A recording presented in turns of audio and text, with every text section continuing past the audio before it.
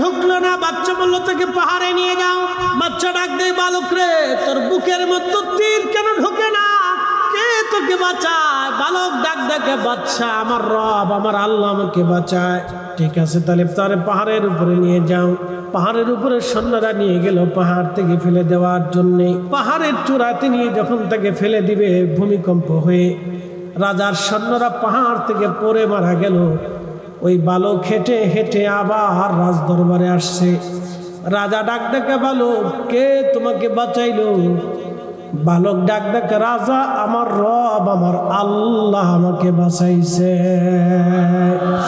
কখনো তোমাকে যদি ভুলি,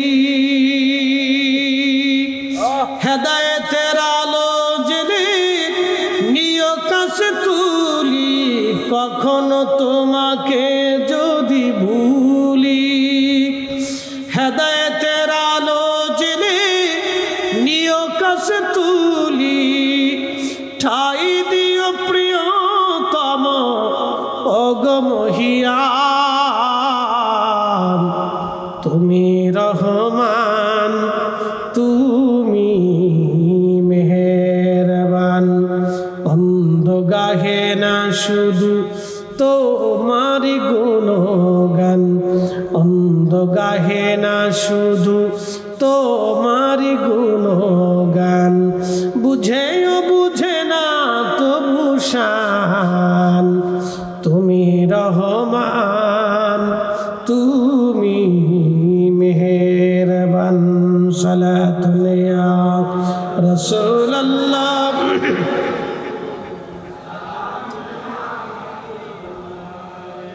সালাতুন ইয়া রাসূলুল্লাহ, আলাইকুম সালামুন ইয়া।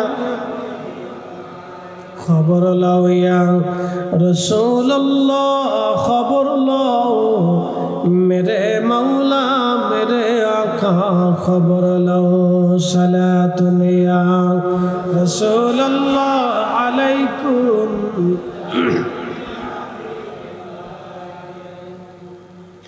এ ভাইরা আমার, তখন এই পাত্রিক, এই যুবককে, বালককে বলা হলো, তাহলে তাকে নিয়ে যাও, সাগরের মধ্যে ছেড়ে দাও। সাগরে নিয়ে যাওয়া হলো। বর্তমান ইয়ামান, ইয়ামান সাগরের ভিতরে তাকে নিয়ে যাওয়া হলো। সাগরে নিয়ে যে গভীর সাগরে যখন রওনা করা হলো, ঝড় তুফানে নৌকা ডুবে গেল, জাহাজ ডুবে দেখ, রাজার সৈন্যরা মরে গেল। অলৌকিকভাবে এই বালকটা সাগর থেকে বেঁচে আবার রাজদরবারে ফিরে আসছে। রাজা ডাকতে বলতেছে, বালক, কে তোমাকে বাঁচাইলো? বলে, আমার আল্লাহ আমাকে বাঁচাইছে। ভাইজান, তখন এই রাজা ডাকতে বললো, বালক রে, তুমি কি মারা যাবে না? তোমাকে কি মারা যাবে না? বালক ডাক ডাকে, রাজা, আমাকে মারা যাবে, কিন্তু একটা শর্ত আছে। বলে, শর্ত কি? আমি আমানবাসীদেরকে তুমি একটা বিরাট বড় প্রান্তরে মাঠের মধ্যে জমা করবা।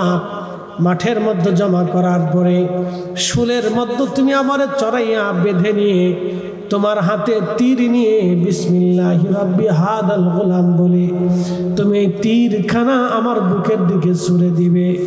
এই তীরখানা যদি আমার রবের নামে তুমি ছুঁড়ে দাও, তাহলে অবশ্যই আমি শহীদ হয়ে যাব। যত সময় আমার রবের নামে তীর ছুঁড়ে না মারবা, তত সময় পৃথিবীর কোনো শক্তি আমাকে মারতে পারবে না। একবার আওয়াজ তুলে বলা যাবে, আল্লাহু আকবার। শোনেন, প্রত্যেক হাকিকতের হাকিকত আছে, রহস্য আছে, প্রত্যেক সৃষ্টির রহস্য আছে। আমি বুঝাইতেছি, আমি এই পর্যন্ত রাখলাম, পরের অংশে আসতেছি। কারবালা হয়েছে না? 10ই মুহররমে না হয়ে কি 11ই মুহররমে হইতে পারতো না? 10 তারিখে হইল, রহস্য আছে। আশুরার দিনই কারবালার যুদ্ধ হলো কেন? 9 তারিখে হতে পারতো, অন্য মাসে হতে পারতো, অন্য দিনে হতে পারতো, রমজানে হতে পারতো,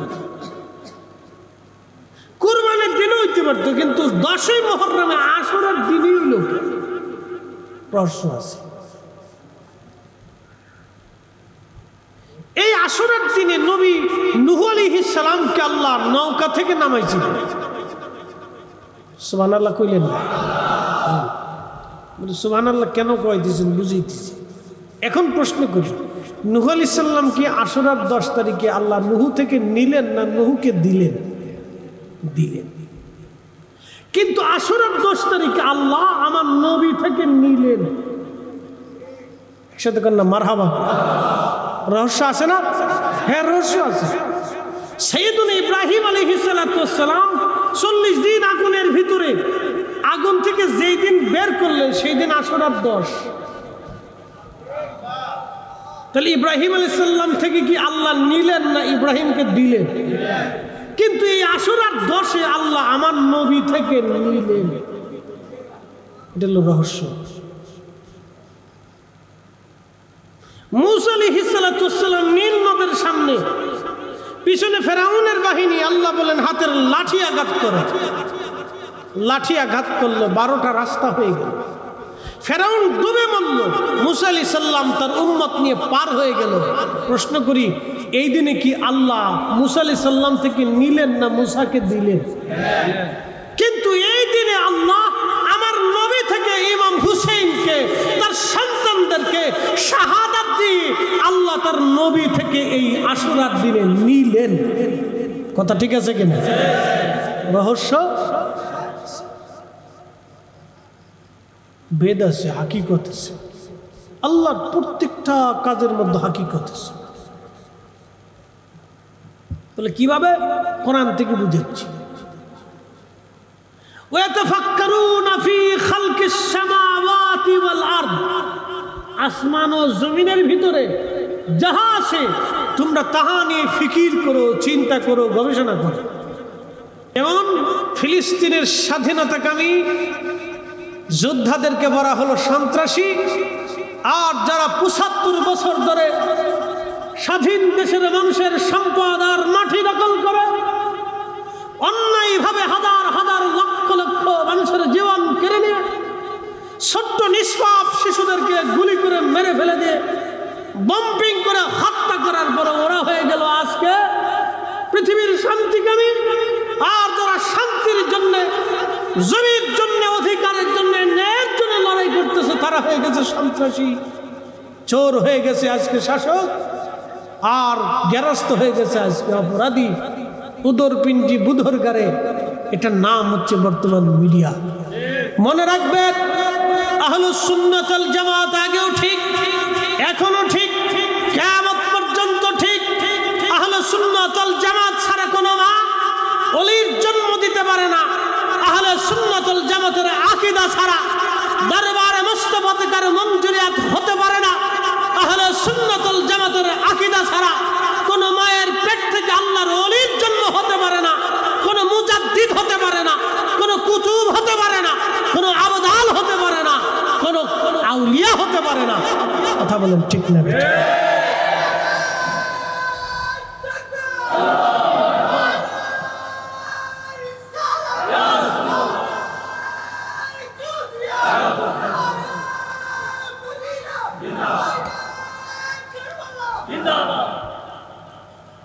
আমরা ওদের দৃষ্টিতে হচ্ছে বেদাত।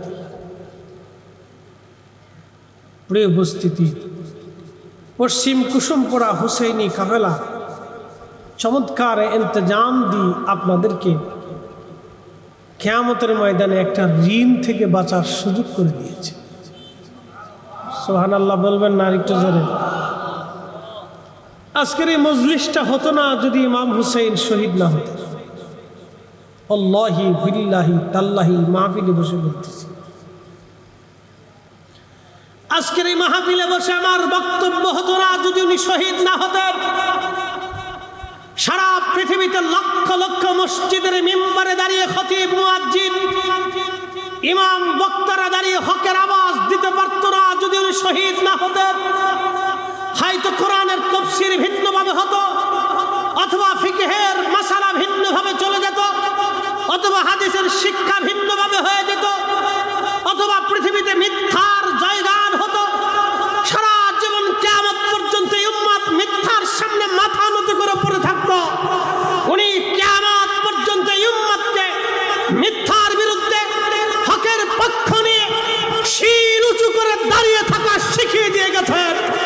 বলেন ঠিক না বেটা? ওনার ঋণ শেষ করার মতো সুযোগ আমাদের আছে? বলে হুজুরে মাহফিল কেন? মাহফিলটা হচ্ছে ওনার এই হকের ঋণ আদায় করার চেষ্টা। কি কথা ঠিক আছে কিনা? ওনার ঋণ আদায় করার চেষ্টা। আদায় হবে না, চেষ্টা করতেছি ব্যাঙের মতো। ইব্রাহিম আলাইহিস সালামের ব্যাঙে যায় পেশাব করতেছে, তাই হাতার হোস পাইপ দিয়ে তো আর সেলো মেশিনের মতো পানি বেরোয় না। পানি যদ্দূর 5 গ্রাম 8 গ্রাম 10 গ্রাম পানি বেরোয়, কোনো রকম সেরাত সেরাত করে বেরোয়। তা আল্লাহ তো জানে যে ব্যাঙে গীতা করে, তো ডাক দেখে ব্যাঙ গীতা করে, আল্লাহ পেশাব চাইতেছে কি জন্য? আল্লাহ সবই জানে। বলে কি জন্য সারা? বলে ইব্রাহিম তোমার খলিলের আগুন নিভাই, তোমার এই পেশাবে কি আগুন নেবে? বলে রব্বি আমি জানি আমার পেশাবে আগুন নেবে না, তো পেশাব কেন সারো? বলে কিয়ামতের কঠিন মাঠে কোটি কোটি মাখলুকের ভিড়ে তুমি যেই দিন ডাক দিবা ব্যাগ আমার খলিলকে আগুনের মধ্যে ফালানোর পরে তোমাদের ভূমিকা কি ছিল রব্বি, সেই দিন আমি জবাব দিতে পারবো আমার সামান্য পেশাব ছেড়ে দিয়ে আমি তোমার খলিলের আগুন নিভানোর জন্য চেষ্টা করেছিলাম। আমরাও জানি শহাদায়ে কারবালা আমাদের নসিবে নাই, আমরা শহীদ আর হতে পারবো না, কিন্তু মাহফিল আদায় করে বসে দিয়ে অন্তত চেষ্টা করতেছি।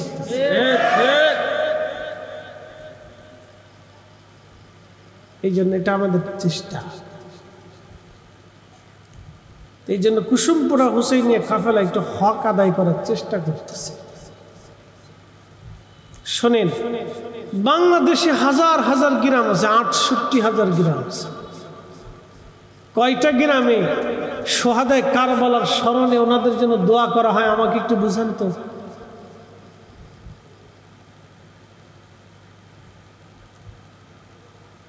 বাংলাদেশের বহু মসজিদে এই মুহররম মাসে ওয়াজ হয়েছে,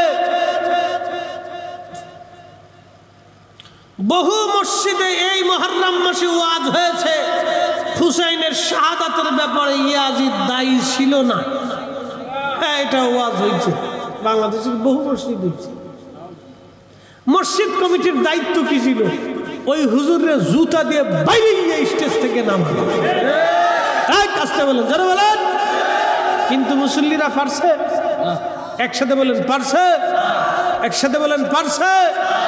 যার নানার দেওয়া দিন, যার নানার দেওয়া কালেমা, যার নানার দেখানো ঈমান, যার নানার দেওয়া কোরআন, যার নানার দেওয়া শরীয়ত, যার নানার দেওয়া ইসলাম, যার নানার দেওয়া দিন কালেমা পেয়ে মসজিদ পেয়ে, যার নানার দেওয়া মিম্বার পেয়ে ওই মিম্বরে দিয়ে রহমতের নবীর নাতির বিরুদ্ধে যারা কথা বলে, রহমতের নবীর দুশমনের পক্ষে যারা কথা বলে, সেই সমস্ত খতিবরা ইমামরা ওই মসজিদে বহাল তবিয়ত রাখে, তার মানে বোঝা গেল ওই মসজিদের মুসল্লি আর কমিটি সবকটা ইয়াজিদের অনুসারী। এই কথা যখন আমরা বলি তাহলে তোমরা বেদাতি, আমরা বেদাতি বলেছি, তোমরা বেদাতি মাজার হুজুরি, তোমরা দিনের বুঝো কি? আমরা দিনের কিছু বুঝি না, সব বোঝা উন্দাই বুঝে, বুঝতে পারছে? আমরা দিনের কিছু বুঝি না। সোরের মার বড় গলা একটা কথা বলে না, কি কথা কর না কেন? সোরের মার অবস্থা হয়েছে। মাকালের ফল দেখতে ভালো, উপরে লাল্লি ভিতরে কালো। মাকাল ফল চিনেন? চট্টগ্রামে কি থাকে? খাইন্দে ফল, কাইন্দে ফল, কাইন্দে ফল, সিলেটেও খাইন্দে ফল, আবার ফরিদপুরে মাকাল ফল। মাকালের ফল দেখতে ভালো, উপরে লাল্লি ভিতরে কালো। ওরে সারা জীবন এমনি গেল দয়াল, খাইতে আমরা পারলাম না। যার ভিতরে নাই রসুলের প্রেম, তার সাথে ভাব রাইখো না।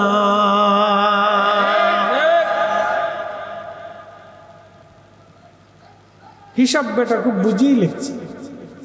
মাকাল ফল দেখতে উপরে সুন্দর দেখা যায়, কিন্তু ভিতরে কালো। তো ইশকে রাসূল যদি কারো ভিতরে না থাকে, বাহিরে যত সুন্দর দেখা যাক মাকাল ফলের মতো। এর সাথে পীড়িত করিয়া দুনিয়াও শেষ হবে, কবরও শেষ হবে, আখিরাতও বরবাদ হবে। কারণ নবীজি বলেছেন, আল মারউ মা মান আহাব্বা, তুমি যাকে ভালোবাসো তার সাথেই তোমার হাসর নাসর হবে। সুবহানাল্লাহ বলা যাবে না? তাহলে আমরা শহাদায়ে কারবালাকে ভালো, জোরে বলেন ভালো। তাহলে আমরা আশা করি হাসর নাসর ওনাদের কদমে হবে। কি কথা ঠিক আছে কিনা? আশা আছে না? আশা ছাড়বেন কি? আশা ছাড়িয়ে দিবেন কি? ডরায়েন না, আশা ছাড়িয়ে না। বলে ভালোবাসেন বিধাই তো ইন্তজাম করছি, বলে ভালোবাসেন বিধাই তো বসে আছেন। কেন আপনাদের মতো তো আরো হাজার হাজার মুসলমান রাস্তা দিয়ে ঘুরতেছে, বেহুদা বিষয়ছে, টেলিভিশন দেখতেছে, চা খাচ্ছে, গল্প গুজব করতেছে, দুনিয়ার কাজে ব্যস্ত হয়েছে। আল্লাহ ভালোবাসে বিধায় আপনারা আজকে হুসাইনের মোহাব্বতের মাহফিলে বসাইছে। আল্লাহর দয়া। প্রিয় উপস্থিতি, খুব মনোযোগ দিবেন। কোরআন শরীফ থেকে আমি একটা সূরা বুরুজ তেলাওয়াত করেছি, তারই ধারাবাহিকতায় আমি আপনাদেরকে আজকে একটা ঘটনা শোনাবো। হযরত রাসূল করিম আল্লাহর প্যারা মেহবুব নবীজি সাল্লাল্লাহু আলাইহি সাল্লাম বলেন, আমার উম্মতেরা রে, পূর্ব জামানাতে ইয়ামান দেশের একজন রাজা ছিল। এই রাজার রাজ দরবারে একজন জাদুকর ছিল। জাদুবিদ্যার মাধ্যমে বিভিন্ন কাজ সে হাসিল করে সে রাজাকে সাহায্য করত। আগে দেখবেন হিন্দুদের রাজা রাজ দরবারে বড় বড় জাদুকর ছিল, এখনো দেখবেন হিন্দুদের কাছে বড় বড় জাদুকর আছে। ওরা তন্ত্র মন্ত্র সাধনা করে। দেখবেন হিন্দুদের ভিতরে নাগা সাধু আছে, ল্যাংটা সারা জীবনই ল্যাংটা থাকে, জীবনে কাপড় পরে না। আছে ল্যাংটার সাথে। একটারে সাংবাদিক জিজ্ঞেস করলো, আপনি কত বছর কাপড় পরেন? 40 বছর কাপড় পরেন। বলে কি করতেছেন? ভগবান খুঁজতেছি। কি বুঝলেন আপনারা? বেটা সারা জীবন ল্যাংটা হয়ে ভগবান তালাশ করতেছে। কি তা ভগবানের ভগবান, ল্যাংটার কাছে ভগবান দেখা দেয়। বুঝতে পারছেন? পাগলের সুখ মনে অনেক, রায় তুলি তার আগে। এই ল্যাংটা সাধুর সামনে দেখি একজন প্রধানমন্ত্রী মোদি উহুত হয়ে পড়ে রয়েছে। এত বড় একটা দেশের প্রধানমন্ত্রী ল্যাংটার সামনে দিয়ে একবারে ল্যাংটার লেংটু বরাবর সেলতে দিচ্ছে। আমি দেখে হাসতে পারছি না, আমি কি বেড়াও কি পাগলে গেলে ল্যাংটার সামনে লেংটু বরাবর দিয়ে সেলতে পারতেছি। যা বুঝতে পারছি। আমাদের দেশের মিয়া সাহেব তো কয়দিন মন্দিরের সামনে খাড়ায় কয়দিন লাঠি সুটা নিয়ে পাহারা দিচ্ছে। কি কথা কর নাকি? সুবিধাবাদ জিন্দাবাদের বাংলা। বুঝতে পারছেন? বাংলাদেশের পাবলিক কেমন? পাবলিকের পাবলিক বৃষ্টি যেদিক দিয়ে হয় ছাতা এদিক দিয়ে ঘুরে দেয়। শোনেন, ইসলাম নিরাপদ হলো অলিদের কাছে। কি কথা কর নাকি? ইসলাম নিরাপদ কাদের কাছে? একসাথে বলেন, কাদের কাছে? ইসলাম নিরাপদ ছিল অলিদের কাছে, আছে অলিদের কাছে, থাকবে ইসলাম নিরাপদ অলিদের কাছে। কথা বলেন ঠিক না বেটে? আমরা যত বেদাতির সাথে আমরা তাই করি, ও ছাতা আমাদের কিছু আসে যায় না, আমরা বুঝি।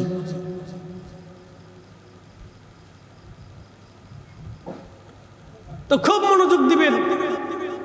তো জাদুকর জাদুবিদ্যা দিয়ে বাদশার সাহায্য করত। একদিন জাদুকর বলতে, যে বাদশাহ, আমি তো বৃদ্ধ হয়ে গেছি, বয়স শেষ, কোন সময় মরে যাই ঠিক নেই, তা আপনি একটা মেধাবী সুদর্শন বালককে আমার কাছে দিয়ে যান, আমি তাকে জাদুবিদ্যা শিক্ষা দিয়ে আমার প্রতিনিধি বানিয়ে আপনার রাজ দরবারে নিযুক্ত করে যাই। তো বাদশা বলল, হ্যাঁ কথা তো সুন্দর, তো একটা যুবককে ঠিক করছে, যুবকের নাম ছিল আব্দুল্লাহ ইবনে তামির।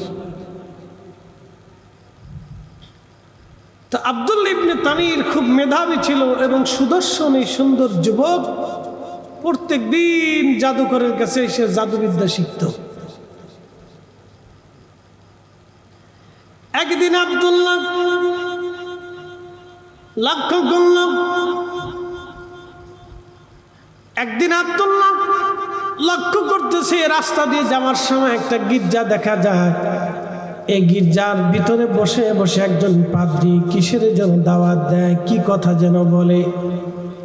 বহু মানুষ তার গির্জার মধ্যে বসে বসে পাদ্রীর কথাগুলি শোনে। তখন হযরত ঈসা রুহুল্লাহ আলাইহিস সালামের শরীয়ত চলমান ছিল। এই যুবক পাদ্রীর গির্জার দরজার পাশে দাঁড়ায় দাঁড়ায় পাদ্রীর কথাগুলি শুনতে লাগলো। কিছু কথা শোনার পরে তার ভালো লেগে গেল। প্রত্যেক দিন জাদুকরের কাছে যাওয়া আসার সময় এই তরুণ যুবকটা, এই বালকটা ওই পাদ্রীর পাশে দাঁড়ায় দাঁড়ায় তার কথাগুলি শুনে শুনে একদিন তার ভালো লাগলো। ডাক দিয়ে বলল, পাদ্রী, তোমার কথাগুলি শুনে আমার কাছে যুক্তিপূর্ণ মনে হয়েছে, তোমার লজিকগুলি আমার কাছে ভালো লেগেছে, তোমার কথা, তোমার ধর্ম পছন্দ হয়েছে, তোমার ধর্মে আমার দীক্ষা দিয়ে দাও, তোমার ধর্মে আমাকে শিক্ষা দিয়ে দাও। পাদ্রী বলল, বেটারে, তাহলে তোমাকে অনেক কিছুই গোপন রাখতে হবে। যুবক বালকটা বলল, হ্যাঁ হুজুর, আমি সব গোপন রাখবো। তুমি জাদুকরের কাছে যায় জাদুবিদ্যা শিখো, কারো কাছে বলা যাবে না তুমি আমার কাছ থেকে এই দিন শিখতেছ। প্রত্যেক দিন জাদুকরের কাছে যাওয়ার সময় কিছু সময় আমারে দিয়ে যাবা, আবার জাদুকর থেকে বাড়ি ফেরার সময় আমার কাছেই তুমি কিছু সময় দিয়ে যাবা। এইভাবে একদিন চলতে চলতে চলতে চলতে ওই বালকটা দেখতেছে রাস্তার মাঝখানে বিরাট বড় একটা বাঘ বসে আছে। ওই বাঘ দেখে এলাকার মানুষ দৌড়িয়ে দৌড়িয়ে পালিয়ে পালিয়ে যাচ্ছিল। আল্লাহর নবী বললেন, হাতের ভিতরে একটা মস্ত বড় লাঠি নিয়ে, পাথর নিয়ে বালকটা ডাক দিয়ে বলতেছে, হে রব, আপনি যদি সত্য হয়ে থাকেন এবং এই পাদ্রীর ধর্ম যদি সত্য হয়ে থাকে, তাহলে এই পাথর নিক্ষেপ করব। এই পাথরের আঘাতে যদি বাঘ মরে যায় তাহলে বুঝবো আপনি রব, আল্লাহ একা, আপনি রব সত্য এবং আপনার দেওয়া ধর্মটাও সত্য। ওই বালক পাথরখানা নিয়ে বাঘের মাথা বরাবর মারার পরে বাঘ সাথে সাথে মারা পড়ে গেল। বাঘ মরেছে, বাঘ মরেছে কথা শোনার পরে ওই বালকের পরিচয় সারা এলাকায় জানাজানি হয়ে গেল। সারা অঞ্চলে ওই বালকের নাম ছড়িয়ে গেল যে আব্দুল্লাহ ইবনে তামিরের মাধ্যমে বাঘ মারা গেছে, সে বাঘ হত্যা করছে। তো সারা দেশে যখন জানাজানি হয়ে গেল, তো একদিন ওই বালক এসে পাদ্রীকে বলতেছে, হুজুর, ইসমে আজম আমরা শিখাই। তো পাদ্রী বলতেছে, বেটা, ইসমে আজম তো খুব কঠিন নাম, তুমি এর ওজন সহ্য করতে পারবে না, তোমার বয়স কম। শোনেন, সবকিছুর একটা বয়স আছে। 15 বছরের এক যুবকরা যদি বাংলাদেশের প্রধানমন্ত্রী বানায় দেন তাহলে বাংলাদেশ শেষ। কথা বুঝেন নাই মনে হয়? 15 বছরের যুবকরা যদি বাংলাদেশের প্রধানমন্ত্রী বানান তো বাংলাদেশ শেষ, কারণ তার অভিজ্ঞতা নেই। 20 বছরের যুবকরা যদি বাংলাদেশের সেনা প্রধান বানায় দেন তো সেনাবাহিনীও শেষ, কারণ তার অভিজ্ঞতা নাই। এই জন্য বাস্তব অভিজ্ঞতা, বয়সের একটা হিসাব আছে। সব বয়সে আল্লাহ সবাইরে সবকিছু দেয় না। এই জন্য নবুয়ত কিতাব নাজিল হওয়ার জন্য আল্লাহ 40 বছরকে পছন্দ করতেন। অলিদের অলিত্ব দেওয়ার সময় আল্লাহ বহুদিন পর্যন্ত গবেষণা রিসার্চ করে সাধনা করে পরে যখন যোগ্য হয়ে যায় তখন আল্লাহ তাদেরকে বেলায়েত দিয়ে যাও, এবার হেদায়েতের বাণী শুনাইতে থাকো। হিসাব আছে। তো পাদ্রী বলতেছে, বেটারে তুমি এর ওজন সহ্য করতে পারবে না, কেন সে বয়স তোমার হয় না। হুজুর আমার ইসমে আজম জানতেই হবে, কেন আমি তোমাকে ইসমে আজম শিখিতে পারবো। যুবকটা খুব মেধাবী ছিল। সে চলে যাওয়ার পরে তাওরাতে, জবুরে, ইনজিলে 3 কিতাবের ভিতরে আল্লাহর যত নাম ছিল প্রায় 3000-এর মতো আল্লাহর নাম ছিল। সুবহানাল্লাহ কইলেন না? আরো জোরে বলেন। কয় হাজার নাম ছিল? 3000 নাম ছিল আল্লাহ। আল্লাহর গুণাবলী সিফাতি নাম আছে 3000 তাওরাতে, জবুর, ইনজিল। আর কোরআন শরীফে আল্লাহ দিছে 99টা। প্রিয় উপস্থিতি হাজিরিন,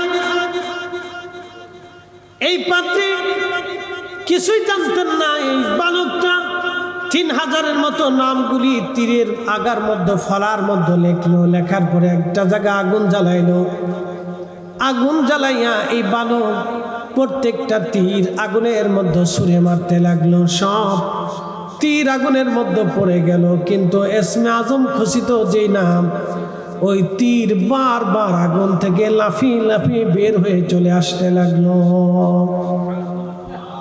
আরো জোরে বলে। আমি লিখিনি, এটি ইমাম ইবনে কাসির লিখছেন। হুজুর গৌসে পাক সেরুর আসরারের ভিতরে লিখছেন এই ঘটনাটা। সম্ভবত বাহাজাতুল আসরারের ভিতরে আসছে। এই বালকটা ইসমে আজম নিয়ে পাদ্রীর কাছে যে বলল, হুজুর আমি ইসমে আজম পাইছি। পাদ্রী বলল, বেটারে ইসমে আজম যেহেতু পাইছো, তাহলে তোমাকে একটা ওসিয়ত করি, যদি কোনোদিন তুমি বিপদে পড়ে যাও তাহলে তুমি কিন্তু আমার নাম বলবে না, আমার পরিচয় বলবে না, আমাকে তুমি গোপন রাখবে। তখন ওই বালক বলল, হ্যাঁ হুজুর আমি আপনাকে গোপন রাখবো, চিন্তা নাই। কিন্তু পাদ্রী বুঝতে পেরেছে এই ছেলে ইসমে আজমের ওজন ধরে রাখতে পারবে না। ইসমে আজম নেওয়ার পরে আল্লাহ তার ভিতরে এমন একটা বরকত দিয়ে দিলেন, মুস্তাজাবাতুদ দাওয়া।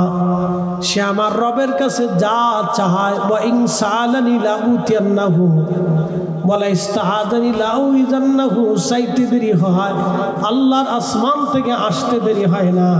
একবার আওয়াজ তুলে বলা যাবে কি, ইয়া রাসূলুল্লাহ, আসতে দেরি হয় না, চাইতে দেরি হয়, তোমাকে আসতে দেরি হয় না। এটা মুস্তাজাবাতুদ দাওয়া, দুয়া কবুলিয়তের সর্বশেষ সীমানা ইসমে আজম সে জানিয়ে আওতা করে ফেলছে। তো মানুষরা তার কাছে এসে বিভিন্ন মাকসাদ নিয়ে, বিপদ নিয়ে, মুসিবত নিয়ে বলতো, আর সে দোয়া করতো, সাথে সাথে বিপদ। বান্দার তো নারী আসতো, সন্তান হয় না, দোয়া করতো, সন্তান হতো। বিভিন্ন জটিল কঠিন রোগী আসতো, দোয়া করতো, ভালো হয়ে যেত। তো রাজার এক উজির ছিল, সঙ্গত কারণে উজির একটা রোগে অন্ধ হয়ে গেছে, চোখে দেখে না। উজির জানতে পারছে যে আব্দুল্লাহ ইবনে তামির নামক এক যুবক আছে, সে অনেক মস্ত বড় জাদুকর।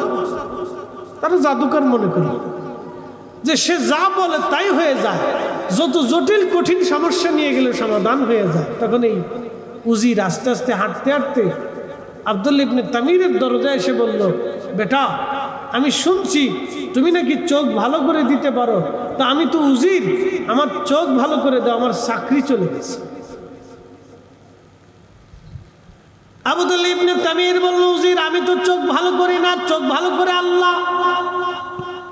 চোখ ভালো করে কে? একসাথে বলছে আরো জোর। ওষুধে, ডাক্তারে, কবিরাজে কে করে? আল্লাহ।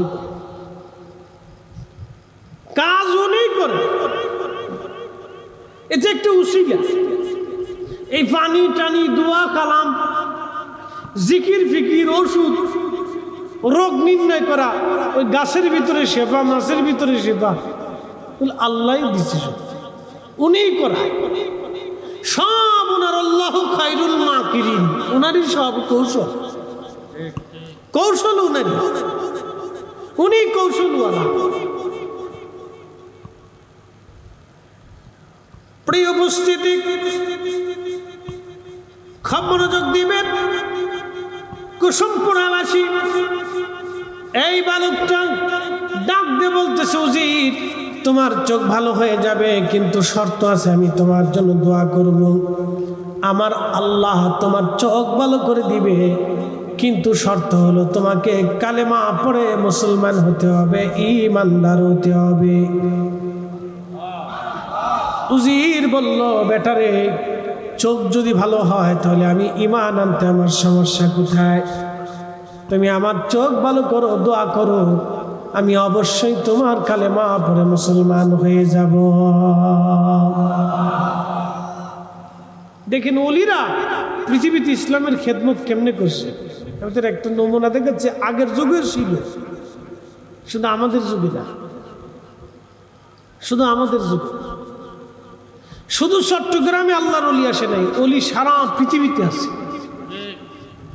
শুধু বাংলাদেশে ওলি না, অনেকে বলে এই ওলি আল্লাহর বাংলাদেশ না, শুধু ওলি আল্লাহর বাংলাদেশ না, সারা দুনিয়া ওলিদের, সারা পৃথিবী ওলিদের। আরে ওলি যদি না থাকে তো পৃথিবী ধ্বংস হয়ে যাবে। ওলি না থাকলে আল্লাহর আকাশ থেকে বৃষ্টি বন্ধ হবে, সমুদ্রের জোয়ার বন্ধ হয়ে যাবে, নদীর প্রবাহ থেমে যাবে, ঝর্ণা বন্ধ হয়ে যাবে, পৃথিবী মরুভূমিতে পরিণত হয়ে যাবে, ফসল ধ্বংস হয়ে যাবে, মানব জাতি শেষ হয়ে যাবে, পৃথিবীতে দুর্ভিক্ষ নেমে আসবে, সূর্যের আলো বন্ধ হয়ে যাবে। যদি ওলি না থাকে পৃথিবী ধ্বংস হয়ে যাবে। ওলি আছে বিদায় পৃথিবী টিকে আছে। সুটকে মৌলবী, সুটকে মুন্সি, আর লুটকে মোল্লা, কিতা কি করলো সাতা কিছু আসা যায় না। ওলি আগেও ছিল, ওলি এখনো আছে, কিয়ামত পর্যন্ত ওলি থাকবে।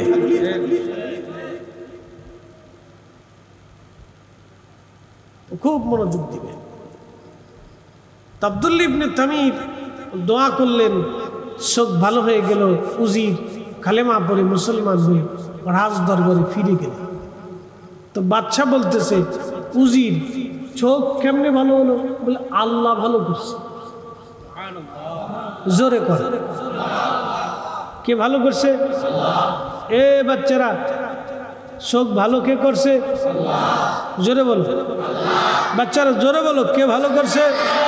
হ্যাঁ ঠিক আছে, না ওদেরকে শিখেই তো, তৌহিদ বুঝেই তো হবে, সালাত বুঝেই তো, বুঝতে পারছেন? প্রত্যেকটা বাচ্চা মায়ের কোল থেকে শিখে, পরিবেশের মাধ্যমে শিখে।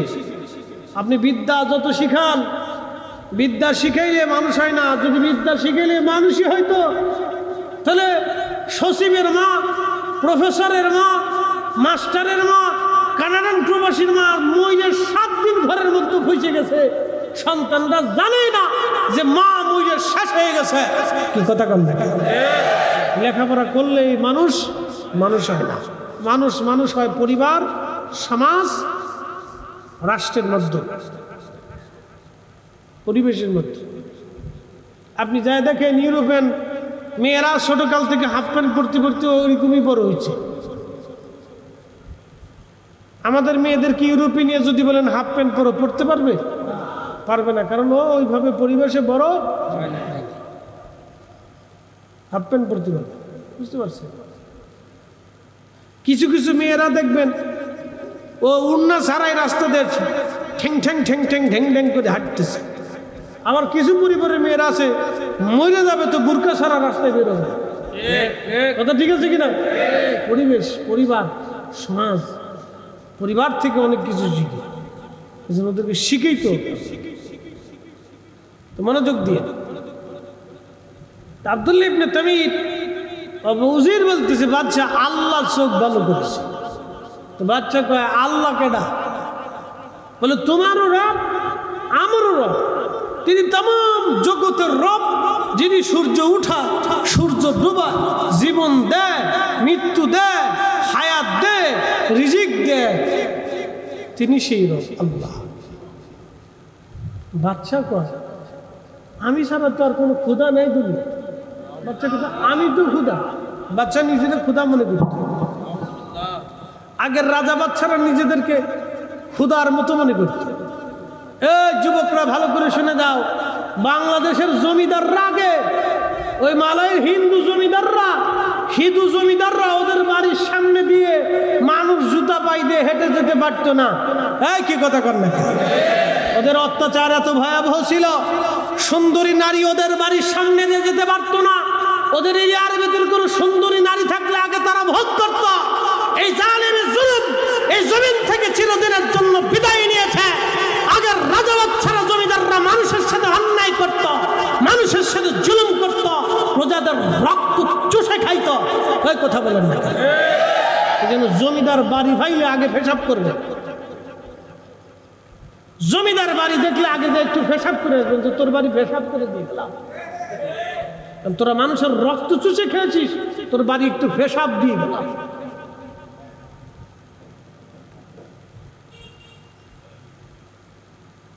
বুঝতে পারতেছেন? জমিদাররা মুসলমানদেরকে গরু কুরবানি করা তো দূরের কথা, বাড়ির সামনে দিয়ে জুতা পাই দিয়ে হাঁটতে দিত না। ওরা এখন ভারতে একটু মাথা ছাড়া দিয়ে উঠছে, দেখেন মুসলমানদেরকে ধরে পিটাচ্ছে। সেদিন দেখলাম এই ভারতের উত্তরপ্রদেশ না বিহারে যেন 3 মহিলা গরু বলে গরু রান্না করছে, মহিলা ধরে নিয়ে চলে গেছে। গরু রান্নার অপরাধে মহিলাদেরকে ধরে নিয়ে বাস জেলখানায় হাজতের ভিতরে ঢুকাই দিচ্ছে। বুঝতে পারছেন? আমাদের দেশে হিন্দুরা তো মার কোলের মধ্যে ঘুমায়। কি কথা কর না, মার কোলে ঘুমায় না?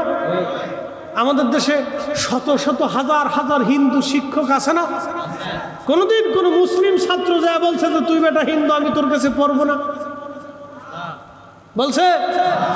আমার ঘরেই তো আমার মেয়েদেরকে হিন্দু ইংরেজি টিচারে ওদেরকে ইংরেজি শিখায়। কোনোদিন তো আমি বলি নাই যে আপনি হিন্দু, আপনি আমার ঘরে ঢুকতে পারবেন না। সে আসতেছে, সে পড়াচ্ছে, সে বলতেছে যার যার ধর্ম সে পালন করুক, সমস্যা কি?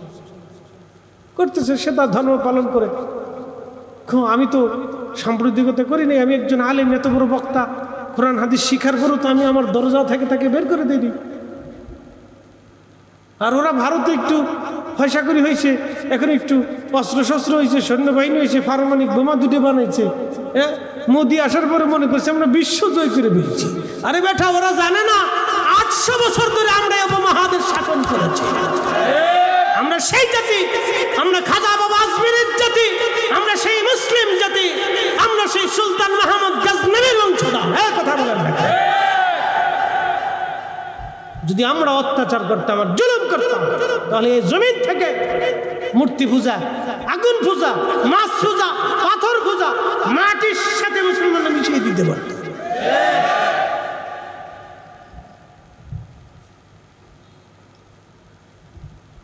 প্রিয় উপস্থিতি, কিন্তু এই শিক্ষা তো আমাদেরকে ইসলাম দেয় নাই। আমরা প্রত্যেকের ধর্মের স্বাধীনতা ইসলাম দিয়ে দিছে। তোমার স্বাধীন, তুমি ধর্ম পালন করো, খোদার দরবারে তোমার ফয়সালা হবে। আমি তোমাকে দাওয়াত দিতে পারি, কি কথা ঠিক আছে কিনা? দাওয়াত দিতে পারি, কবুল করবো কি করবো না সেটা তোমার ভাবছো। আমি তোমাকে জোর করে গলার মধ্যে ছুরি চালাই দিয়ে তোমার কালেমা পড়েই তো আমি পারি না। ইসলাম আমাকে সেই সুযোগ দেয়। তো যেটা ইসলাম দেয় না সেটা আমি করতে যাবো না। তো ও এসে জোর করে মুসলমানদের ফিটে কয় জয় শ্রীরাম। তোর সাতার জয় শ্রীরাম কইলে আমার মুসলমানদের কি খয়ে পড়বে রে? গরুর মুত খাইলে যা হয়, গরুর পেশাব খাইলে যা হয়, তবে সবাই না, সবাই যে গরুর পেশাব খায় তা কিন্তু না। হিন্দুদের ভিতরে আবার অনেকেই বলতেছে তুমি যে গরুর পেশাব খাও, তুই কোন ধর্ম গ্রন্থে পাইছো? আমি ওদের কথা শুনি, মাঝে মধ্যে তর্ক বিতর্ক ভালোও লাগে। কিছু কিছু হিন্দু সাধু আছে, তারাও ওদের প্রতিবাদ করে, এই তোরা গরুর মুদ খাইস কে? গরুর দুধ খা, তোর মুদ খাইছি খুঁজি। আবার এক সাধুরে দেখতেছি, সে বলতেছে গরু যদি তোদের মা হয় তাহলে পরে গরুর বাছুর তোর ভাই হবে। হ্যাঁ, কি কথা কর নাকি? হিন্দু সাধু তো খারাপ কিছু বলে না। হ্যাঁ, আবার যুক্তি দিয়ে বলছে তাহলে গরু যদি মা হয় তাহলে বাছুর তোর ভাই হবে। তাহলে ভাইরে তুই তোর ঘরের ভিতরে নিয়ে আদর করে খাওয়াবি, তোর ভাই তোর তাহলে গোয়াল ঘরে থাকে কে? তোর ঘরে থাকবে। কি কথা কর না? বেটা কি খারাপ কিছু কইছে? যুক্তিপূর্ণই তো কইছে। তো মারে যদি মা হয় তো গলার ভিতর রশি দিয়ে তুই গোয়াল করে হামনে রেখছিস কে? তোর বিছানার ভিতরে না তোর মারে ঘুম পাড়াবি। কি কথা কেন জোরে বলে? যুক্তি কথা তো আছে। এইটা কইয়া মুসলমানদেরকে মাইরে পিটাইয়া সারা ভারতের ভিতরে একটা অশান্তি করছে, সেই ধাক্কা বাংলাদেশে হয়েছে না। বছরের পর বছর আমরা একসাথে বসবাস করতেছি, একসাথে বাজার করি, কত হিন্দুর দোকানে বৈশে কাপড় কিনি, মিষ্টি খাই আমরা। কি কথা কর না? আমাদের কোনো বক্তা আজও পর্যন্ত কোনোদিন বলছি যে হিন্দুর দোকান থেকে মিষ্টি কিনো না? বলছি কোনোদিন? আমাদের ওয়াজে আছে কোনোদিন বলছি ওদের দোকান থেকে কাপড় কিনো না, ওদের সাথে ব্যবসা বাণিজ্য করে না? কোনোদিন বলছি আমরা? এটা আমার ইসলাম শিখাই নেই, আমার ইসলাম এটা শিখাই নেই। তা আমি যেটা শিখাই নেই সেটা বলবো কেন? খুব মনোযোগ দেন, মূল আলোচনায় চলে যান। এই উজির আজম বলতেছে আল্লাহ ভালো করছে, তার বাদশা আমি ছাড়া আবার খুদা কেডা? তোরে কেডাই শিখেছে? কে শিখেছে? আমার যুবক আব্দুল্লাহ ইবনে তামির শিখেছে, যারে জাদু শিখাইতে দিচ্ছিল। হা বেটা তো ভালো জাদুকর হয়েছে রে। আচ্ছা ডাক দে। আব্দুল্লাহ ইবনে তামিরকে ডেকে নিয়ে যাওয়া হলো। প্রিয় নবী বলতেছেন আব্দুল্লাহ ইবনে তামিরকে ডেকে নিয়ে যাওয়ার পরে আব্দুল্লাহ ইবনে তামির বাদশা বলল, বেটা রে তুমি তো সুন্দর জাদু শিখেছ। আব্দুল্লাহ ডাক দিয়ে বলল, বাদশা জাদু শিখি নাই, এটা আমার আল্লাহর কালাম। তখন বাদশা বলে, ব্যাপার কি? তুমি এই ধর্ম কোথা থেকে শিখেছ? বলে পাদ্রি থেকে শিখেছি। ধরে আনো পাদ্রিকে। পাদ্রিকে ধরে আনার পরে পাদ্রিকে বেঁধে রাখা হলো, শুলে চড়ানো হবে। পাদ্রি এই ধর্মকে ছেড়ে দিবা? পাদ্রি বলে না, জীবন যাবে ঈমান যাবে না, জীবন যাবে ঈমান যাবে না। একবার আওয়াজ তুলে বলা যাবে আল্লাহু আকবার। তেলের গাড়ি তেলে চলে,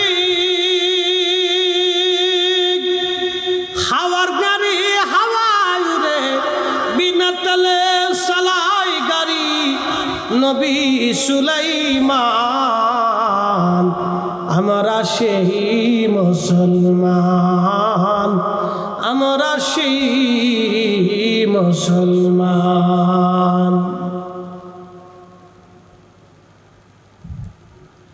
মনোযোগ দিয়ে শুনবেন। পাদ্রী গলার মাথার উপরে কোনাত চেপে ধরল। বাদশার লোকেরা বলো কালেমা সারবি? বলে না। তাহলে তোমাকে এই কোনাত দিয়ে চিরে চিরে ফেলে ফেলা হবে। পাদ্রির মাথা থেকে কোনাত দিয়ে ফেরে ফেরে ফেরে ফেরে পোড়া শরীর দ্বিখণ্ডিত করে তাকে শহীদ করা হলো। পাদ্রি জীবন দিল কিন্তু ঈমান দিল না। বাদশা বলল, যুবক আব্দুল্লাহ, বালক আব্দুল্লাহ, তুমি কি ধর্ম ছাড়বে? বালক বলল, বাদশা এটা কখনোই হতে পারে না, এই ধর্ম আমি কখনোই ছাড়ব না। বালককে বলা হলো, তাহলে তাকে শুলের মধ্যে চড়াও। শুলের মধ্যে চড়াইয়া তার বুক লক্ষ্য করে তীর ছুঁড়ে মারা হলো। যতগুলি তীর তাকে মারা হলো, সবগুলি তীর তার বুকের সামনে থেকে সরে সরে জমিনে মাটির মধ্যে পড়ে যেতে লাগলো। একটা তীর তার বুকের মধ্যে বিঁধে যায় নাই। জোরে বলা যাবে সুবহানাল্লাহ। একটা তীরও ঢুকলো না। বাচ্চা বলল, তাকে পাহাড়ে নিয়ে যাও। বাচ্চা ডাক দেয়, বালক রে, তোর বুকের মধ্যে তীর কেন ঢোকে না? কে তোকে বাঁচায়? বালক ডাক ডাকে, বাচ্চা আমার রব, আমার আল্লাহ আমাকে বাঁচায়। ঠিক আছে, তাহলে তারে পাহাড়ের উপরে নিয়ে যাও। পাহাড়ের উপরে সৈন্যরা নিয়ে গেল পাহাড় থেকে ফেলে দেওয়ার জন্যে। পাহাড়ের চূড়াতে নিয়ে যখন তাকে ফেলে দিবে, ভূমিকম্প হয়ে রাজার সৈন্যরা পাহাড় থেকে পড়ে মারা গেল। ওই বালক হেঁটে হেঁটে আবার রাজ দরবারে আসছে। রাজা ডাক ডাকে, বালক কে তোমাকে বাঁচাইল? বালক ডাক ডাকে, রাজা আমার রব, আমার আল্লাহ আমাকে বাঁচাইছে। কখনো তোমাকে যদি ভুলি, হেদায়েতের আলো জেনে নিয় কাছে তুলি। কখনো তোমাকে যদি ভুলি, হেদায়েতের আলো জেনে নিয় কাছে তুলি। ঠাই দিও প্রিয়তম ওগো মহিয়া,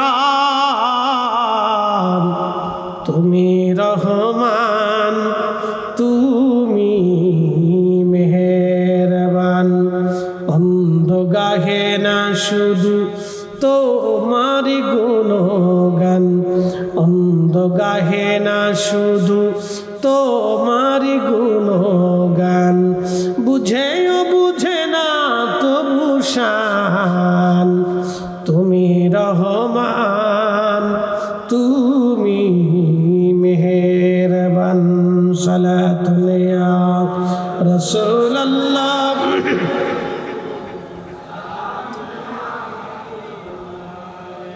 সালাতুন ইয়া রাসূলুল্লাহ, আলাইকুম সালামুন ইয়া, খবর লও ইয়া রাসূলুল্লাহ, খবর লও মেরে মাওলা মেরে আকা, খবর লও। সালাতুন ইয়া রাসূলুল্লাহ, আলাইকুম।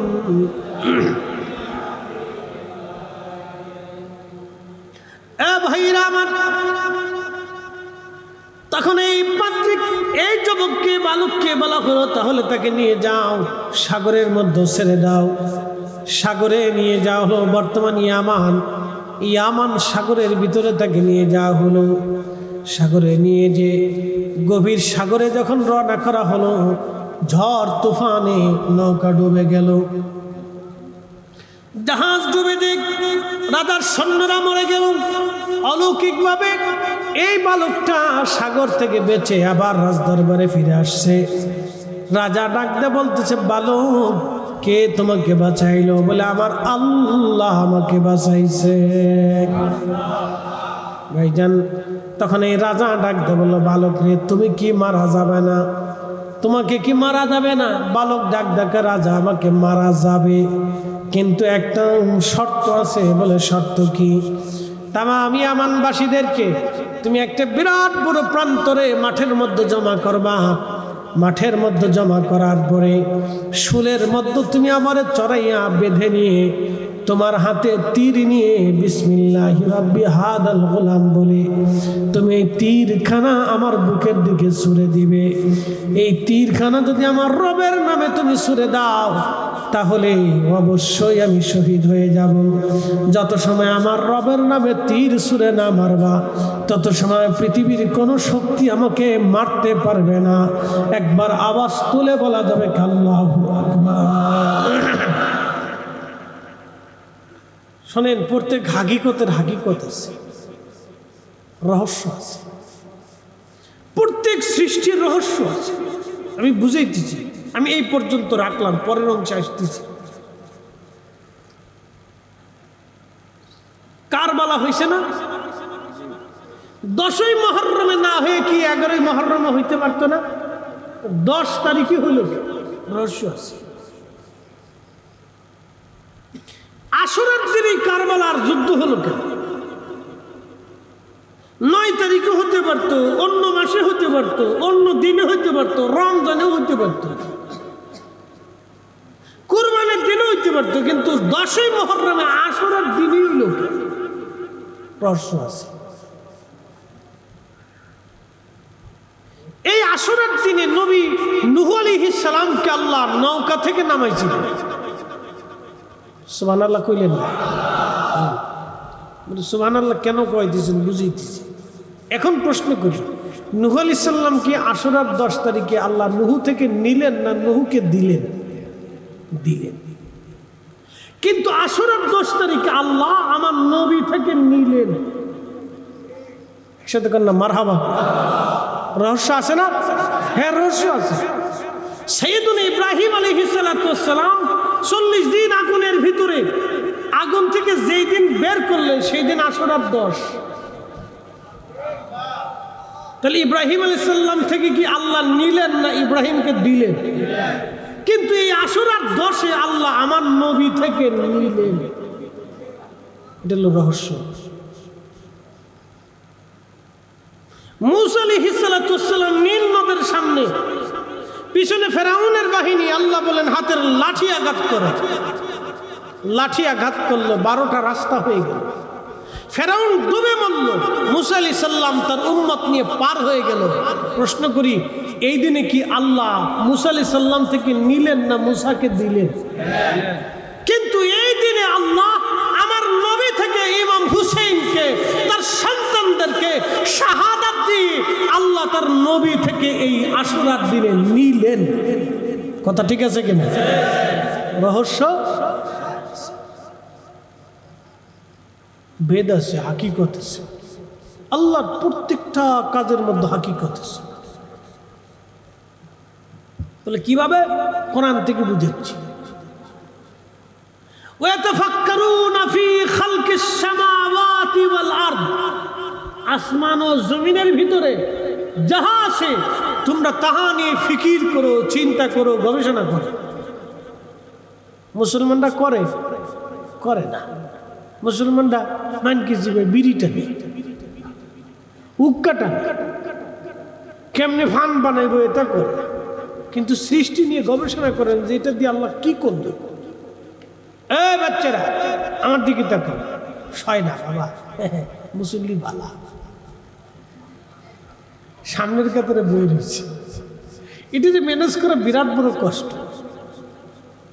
ছাগলের ছোট ছোট বাচ্চা আছে না, এটি ধরে রাখা যায় না, তুফান।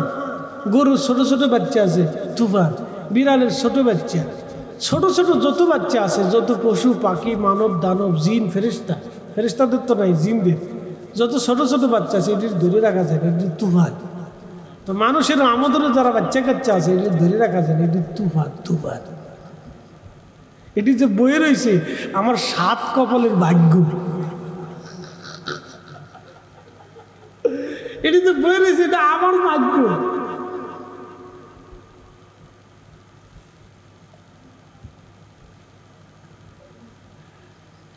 প্রত্যেক হাকিকতের হাকিকত আছে। ওয়াতাফাক্কারুনা ফি খালকিস সামাওয়াতি ওয়াল আরদ, আসমান ও জমিনের ভিতরে যা আছে সব নিয়ে তোমরা ফিকির করো, চিন্তা করো, গবেষণা করো। গবেষণা করার পরে তুমি কি করবা? তুমি নিজেই বলবো রব্বানা মা খালাকতা হাদা বাতিলা। আল্লাহ, কোনো কিছুই বেহুদা আপনি সৃষ্টি করেন নাই। তার মনে রাখবেন কোন ঘটনাই আল্লাহ বেহুদা ঘটায় নাই। আশুরাও আল্লাহ বেহুদা করাই নাই, বারাত আল্লাহ বেহুদা দেন নাই, জুমার রাতও বেহুদা দেন নাই, ঈদের দিনও বেহুদা দেন নাই।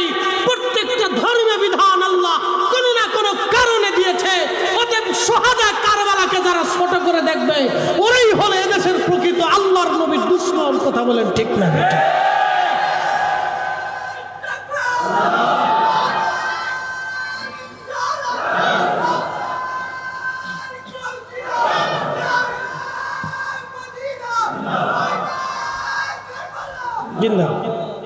আল্লাহ আমাদেরকে সুহাদায়ে কারবালার মোহাব্বত দিয়ে দিলকে উজালা বানাই দিক বলে না। পৃথিবীর কারো কথাই কান দিবেন না, পৃথিবীর কোন মৌলবীর কথাই কান দিবেন না। মক্কার ইমামও যদি বলে সুহাদা কারবালার কিছু না, তো ইমাম তালা। মনে রাখবেন, পৃথিবীর সমস্ত আলেম যদি বলে কারবালা কিছু না, সুহাদা কারবালা কিছু না, তো পৃথিবীর সব আলেম তালাক। জোরে বলেন, জোরে বলেন। মনে রাখবেন, ওনারা একদিকে, তাম দুনিয়া একদিকে। ওনাদেরকে আমরা ভালোবাসি নবীর রক্তের কারণে। কথা ঠিক আছে কিনা? রসুলের রক্তের কারণে। সাহাবায়ে কেরাম আমাদের সর্বোচ্চ সম্মানের জায়গা। ওনাদের কোনো বিষয়ে আমরা কলম ধরব না, কথাও বলব না। কি কথা ঠিক আছে কিনা? মনে রেখেন, ওনাদের সম্মান অনেক ঊর্ধ্বে।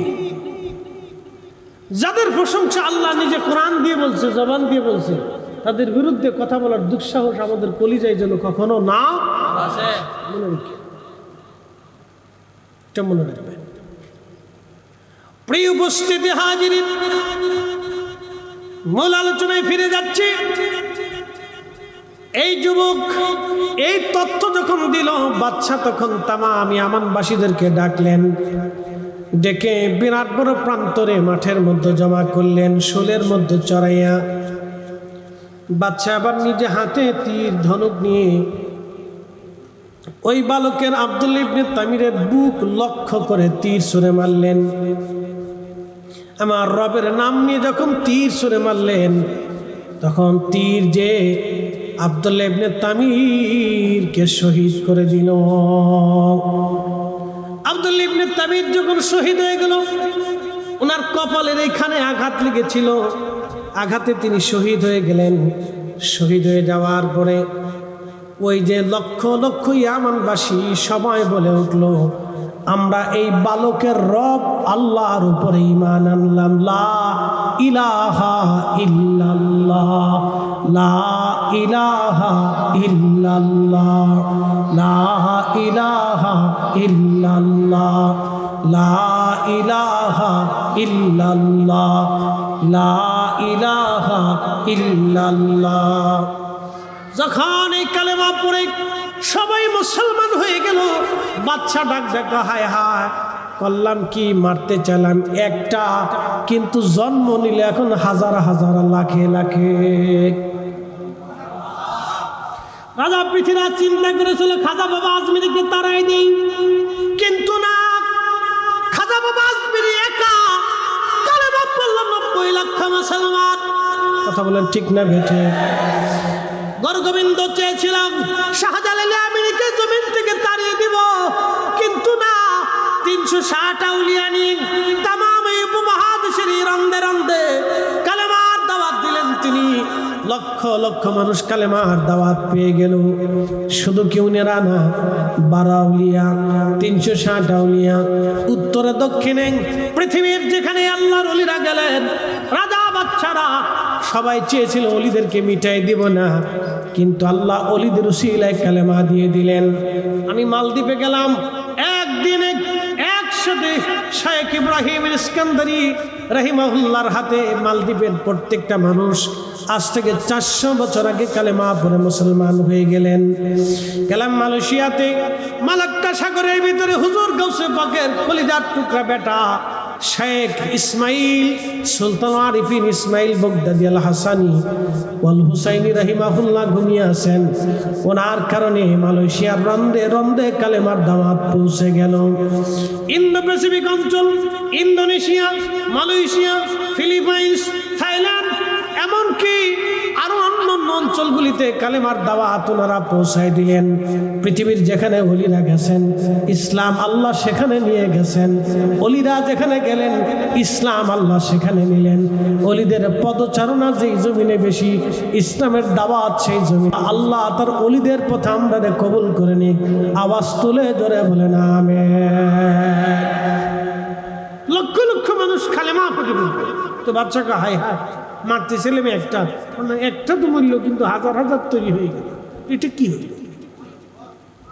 তো বাচ্চা সৈন্যদেরকে বললো, এক কাজ করো, এই শহরের দেশের মনে মনে বিরাট বড় বড় করে গর্ত খনন করে লাকড়ি ঢেলে আগুন ধরিয়ে, তারপরে এই আগুনের কুণ্ডলির ভিতরে যারা আমাকে ক্ষুধা মানবে তাদেরকে ছেড়ে দিবে, যারা আমাকে ক্ষুধা মানবে না তাদেরকে আগুনের মধ্যে ফেলে দিবে। এইভাবে মারতে মারতে মারতে মারতে 20,000, একসাথে কোন আল্লাহু আকবার, 20,000 মানুষ সেই দিন আগুনের ভিতরে মরে, আগুনের ভিতরে ফালাইয়া 20,000 মানুষকে সেই দিন শহীদ করা হলো। 20,000 মানুষ এক দেখাতে কালেমা পড়ে নিল, ঈমান নিয়ে নিল, কবরে গেল। প্রিয় নবী বললেন, আল্লাহর মেহবুব নবী বললেন, সবার শেষে একজন নারীকে ধরে নিয়ে যাওয়া হচ্ছিল আগুনের দিকে। ওই নারীর কোলের মধ্যে ছোট্ট শিশু ধরে রাখা। মহিলা চিন্তায় পড়ে গেল, মহিলা নিজের সন্তান নিয়ে চিন্তায় পড়ে গেল, আমি মরে যাই, কিন্তু আমার বাচ্চাটা কে বাঁচবে, বাচ্চাটাকে কে বাঁচাবে? মহিলা ইতস্ততা করতেছিল, ছুটে পালানোর চেষ্টা করতেছিল, কিন্তু মহিলাকে টেনে টেনে বাচ্চা সহ আগুনের কাছে নিয়ে যাওয়া হলো। তখন এই ছোট্ট বাচ্চার জবান খুলে গেল। বাচ্চা ডাক দেখা, মা তুমি যে আগুনের কুণ্ডলীকে আগুন দেখো মা, সেটা আগুন না, সেটা আল্লাহর বেহেশতের বাগান।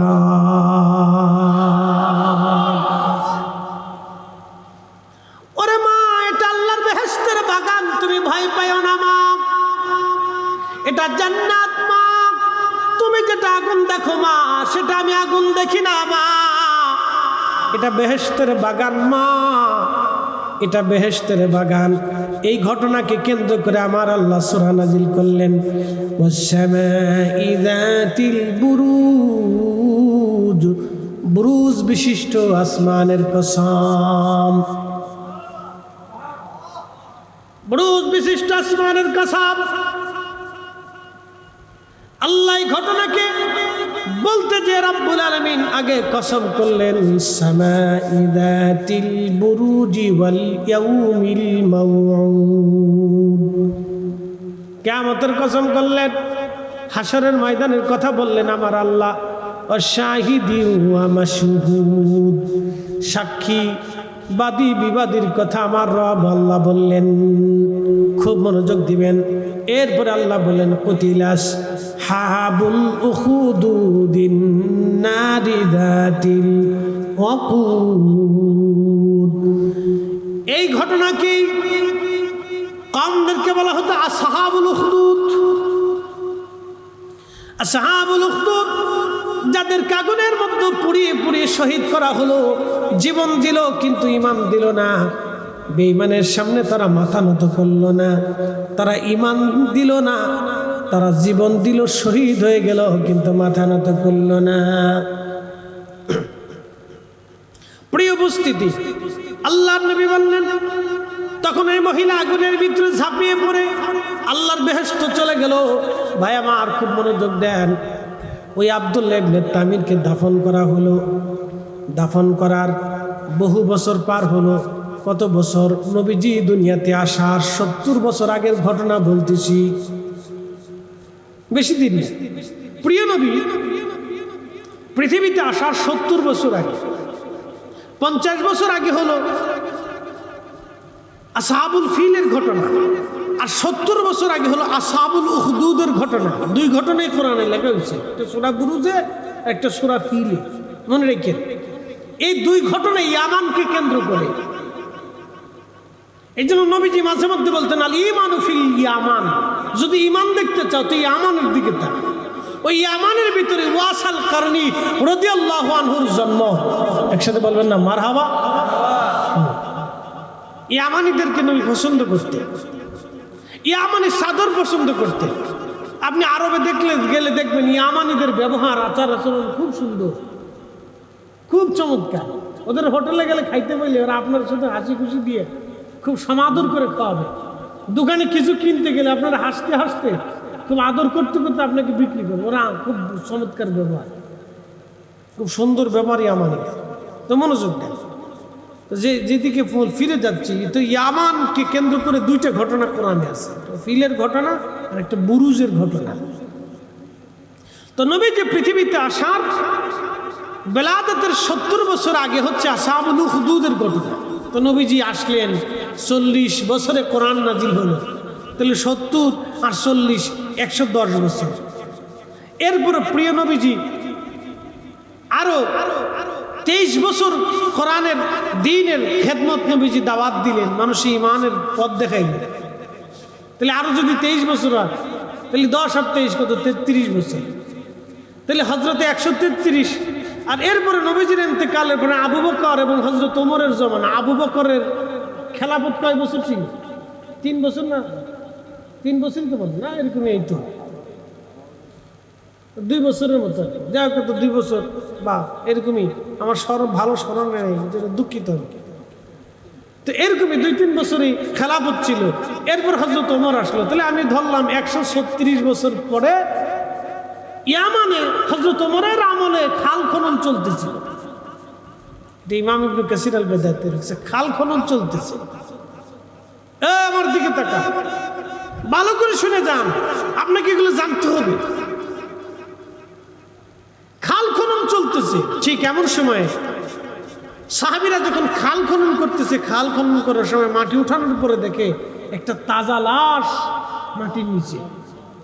একসাথে জোরে জোরে জোরে জোরে হাত এইভাবে দিয়েছিল কপালের, এই যে এখানে তীরের আঘাত ছিল, এইভাবে হাত দিয়ে তাকে শুয়ে রাখা হয়েছে। তাজা লাশ, চোখ তাজা, চুল তাজা, দেহ তাজা, তার ত্বক তাজা। একসাথে বলুন আল্লাহু আকবার।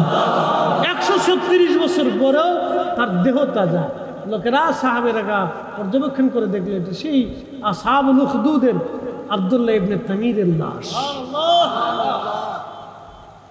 আল্লাহর কোরআন কত চমৎকার সত্য। ওয়ালা তাকুলু লিমান ইউকতালু ফি সাবিলিল্লাহি আমওয়াত, আল্লাহর পথে যারা মারা যায় তোমরা তাদেরকে মৃত মনে করিও না, বাল আহইয়া, বরং তারা জিন্দা। ওয়ালাকিন লা তাশউরুন, তোমরা বুঝো না। তাহলে আমাদের হুসাইন, আমাদের হাসান রওজা মুবারকে জিন্দা, শুহাদায়ে কারবালা রওজা মুবারকে জিন্দা, শুহাদায়ে উহুদ রওজাতে জিন্দা, শুহাদায়ে বদর রওজাতে জিন্দা, শুহাদায়ে মুতা রওজাতে জিন্দা, শুহাদায়ে খান্দক রওজাতে জিন্দা। কথা বলেন ঠিক না বেঠিক?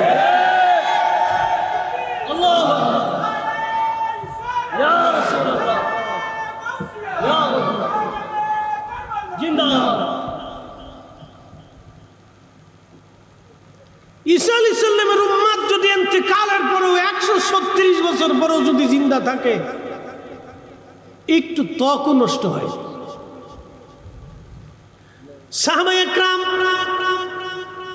কপালের উপর থেকে হাত টানবে, সরানোর পরে দেখা যাচ্ছে গলগল করে রক্ত আসতেছে। সুবহানাল্লাহ বলবেন না? কপাল বেয়ে রক্ত আসতেছে, তাজা তাজা রক্ত বের হয়ে আসে। সাহাবীরা আবার হাত ছেড়ে দিলেন, ওই হাত তার কপালে যে লাগলো, হাত কপালে লেগে গেল, রক্ত আবার বন্ধ হয়ে গেল। ওই অবস্থায় আব্দুল্লাহ ইবনে তামির 136 বছর ধরে মাটির নিচে, মাটিও খেলো না, পোকায় ধরল না।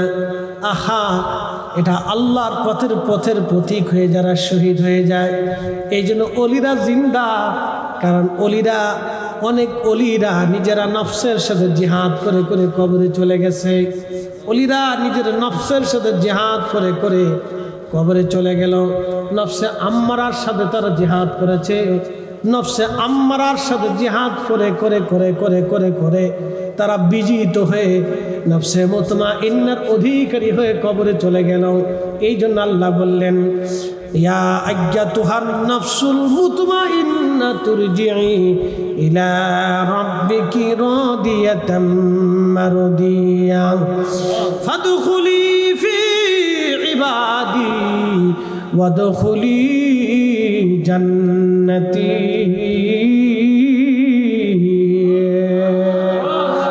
আল্লাহ ডাক দেখে আমার ওলিরা আমার জান্নাতে চলে আসেন। মারহাবা কর, আমার ওলিরা আমার জান্নাতে চলে আসেন। যে জান্নাতে আমার ওলিরা ঘুমায়, ওই জান্নাতে আপনি আসেন। এই জন্য আল কবরু রওজাতুম মিন রিয়াজিল জান্নাহ, কোন কোন কবর আল্লাহ রওজা বানায় দেয়।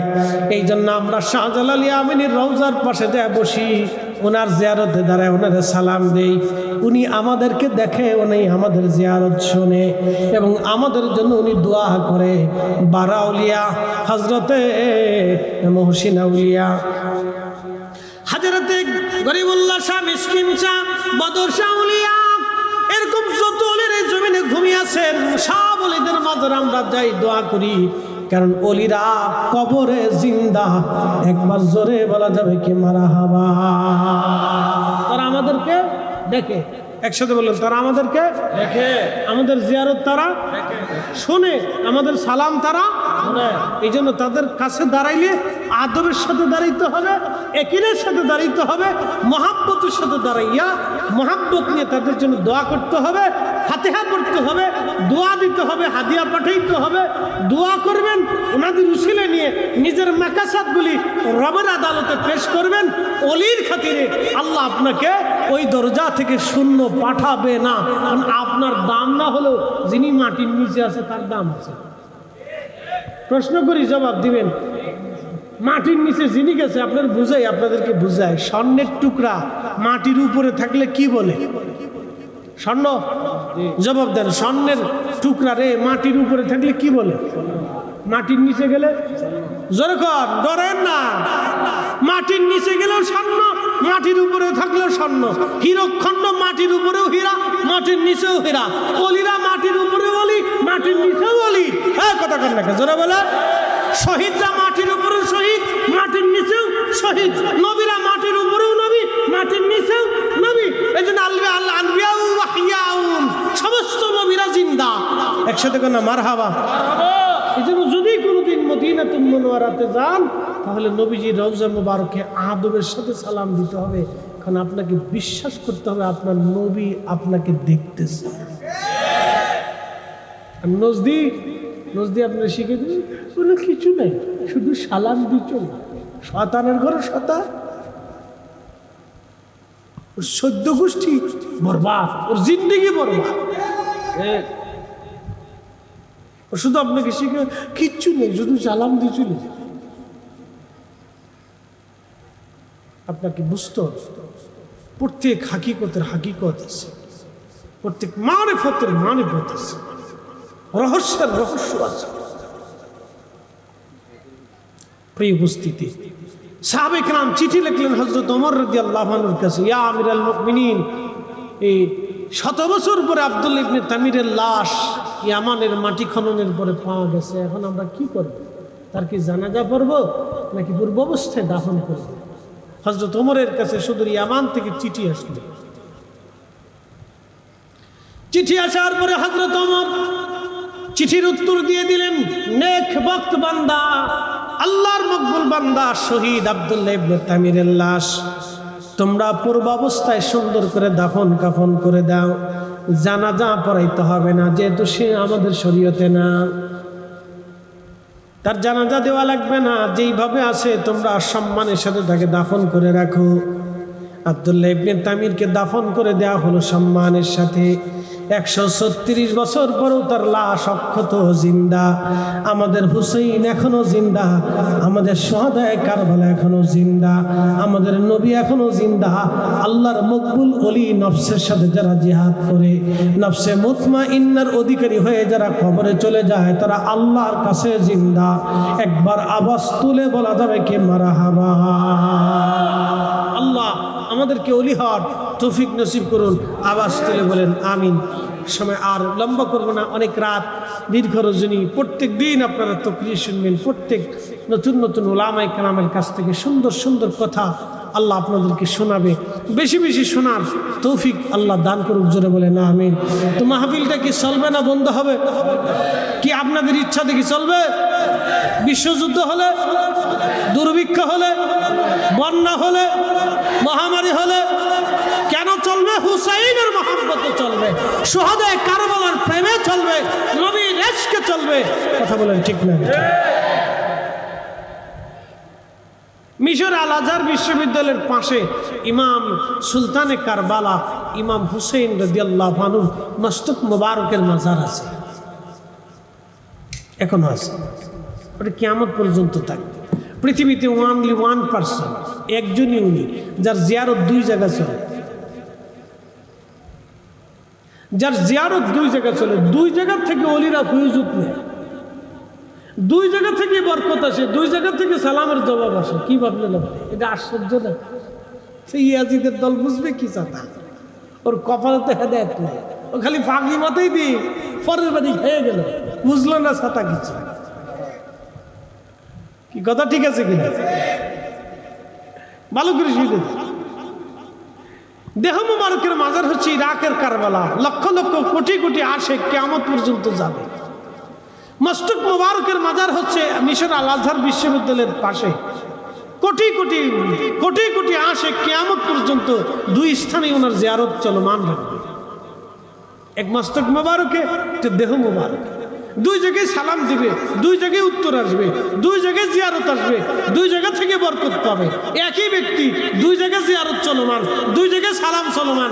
তিনি সুলতানে কারবালা, তিনি শহীদে কারবালা, তিনি আওলাদে রাসূল, তিনি ইমামে মাকাম হুসেইন রাদিয়াল্লাহু তাআলা আনহু। অতএব ওনার শাহাদাতকে, ওনার ত্যাগকে, ওনার কুরবানিকে, ওনার জিহাদকে, ওনার সাধনাকে, ওনার শাহাদাতকে, ওনার সন্তান ত্যাগকে, ওনার এই যুদ্ধটাকে, ওনার এই আশুরার দিনটাকে যারা ছোট করে দেখবে, সবকটা ইয়াজিদের প্রেতাত্মা।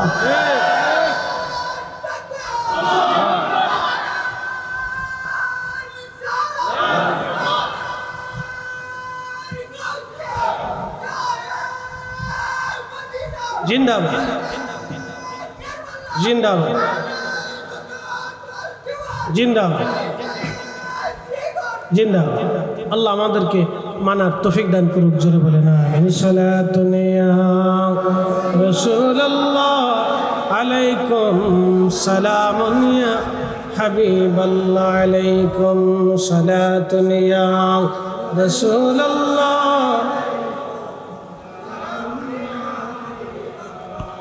হ্যাঁ সালাতুন ইয়া রাসূলুল্লাহ।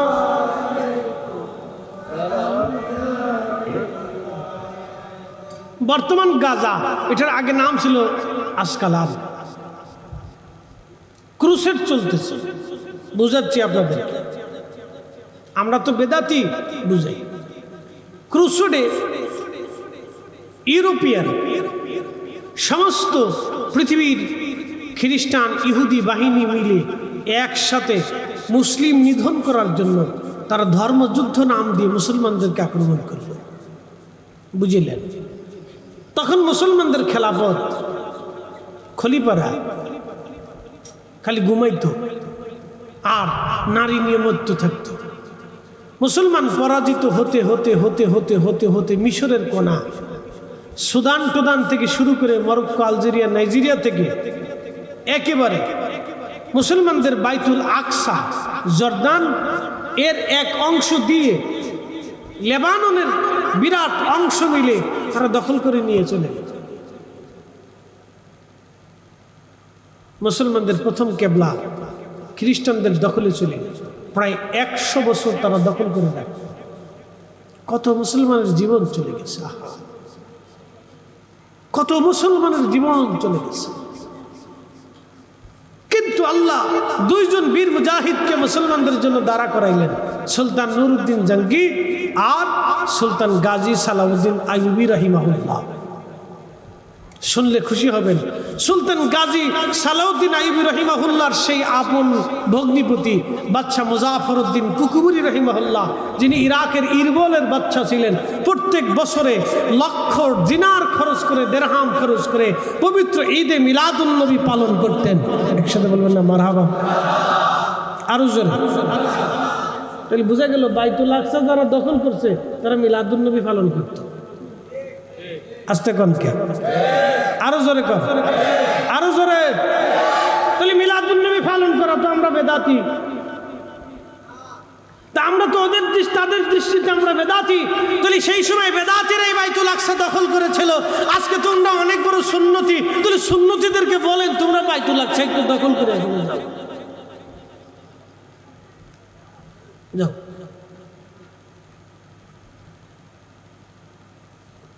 বুঝতে পারছেন? বুঝে যান, ইতিহাস জেনে যান। ইসলামের অপরিসীম খেদমত কাদের দ্বারা হয়েছিল বুঝে নিন। প্রিয় উপস্থিতি, হযরত ইমাম হুসাইন রাদিয়াল্লাহু আনহুর মাজার, পবিত্র মস্তক মুবারক আসকালানে খ্রিস্টানদের আওতার ভিতরে চলে গেল। মিশরের গভর্নর বললেন, আমরা থাকতে ইমাম হুসাইনের পবিত্র মস্তক খ্রিস্টানদের দখলে থাকতে পারে না। তিনি প্রস্তাব দিলেন বাদশার কাছে, খ্রিস্টান বাদশার কাছে, আপনি আমাদের ইমামের মাথা মোবারক দিয়ে দেন। খ্রিস্টান বাদশা বলল, মাথা নিয়ে যান, কিন্তু শর্ত 30,000 স্বর্ণ মুদ্রা দিতে হবে। 30,000 স্বর্ণ মুদ্রা বর্তমানে শত শত হাজার হাজার কোটি টাকা হবে। 30,000 স্বর্ণ মুদ্রা দিয়ে মিশরের বাদশা সুলতানে কারবালার পবিত্র মস্তক আনার জন্য রওনা দিলেন। সৈন্য সামন্ত নিয়ে, আমির ওমরা নিয়ে, উলামা ইকরাম নিয়ে, বুজুর্গদেরকে নিয়ে তিনি রওনা করে চলে গেলেন। যখন ইমাম হুসাইনের পবিত্র মাজারের অদূরে গেলেন, পায়ের জুতা তারা খুলে ফেললেন। সবার পায়ের জুতা খুলে নগ্ন পায়ে, খালি পায়ে তারা হেঁটে হেঁটে ইমামে সুলতানে কারবালার মাজারে গেলেন। পবিত্র মস্তক উঠানোর জন্য উপর থেকে মাটি সরাইয়া সরাইয়া যখন পবিত্র মস্তকের কাছে গেলেন, মস্তক মোবারক উঠানোর পরে দেখা গেল, আহা, ঘটনাটা 600 ঘটনাটা হলো 61 হিজরিতে। ইমাম হুসেনের শাহাদাত 61 হিজরি, কিন্তু ক্রুসেড 530 হিজরি। ভালো করে বুঝি না, ঘটনা ঘটতেছে 530 হিজরি, শহীদ হয়েছেন তিনি 61 হিজরি, তার মানে 470 বছর পরে ইমাম হুসেন রাদিয়াল্লাহু আনহু শাহাদাতের 470 বছর পরে ওনার পবিত্র মাথা মোবারক উঠানোর জন্য যখন মাটি সরানো হলো, 470 বছর পরে দেখা গেছে ওনার পবিত্র মস্তক 470 বছর আগে যেমন 470 বছর পরে তেমনই আছে। ওনার চুল দাড়ি মোবারক ওইভাবেই আছে, ওনার চেহারা ওইভাবে আছে, সামান্য পরিমাণও পরিবর্তন আসে নাই। একবার আওয়াজ তুলে বলা যাবে কি ইয়া রাসূলুল্লাহ।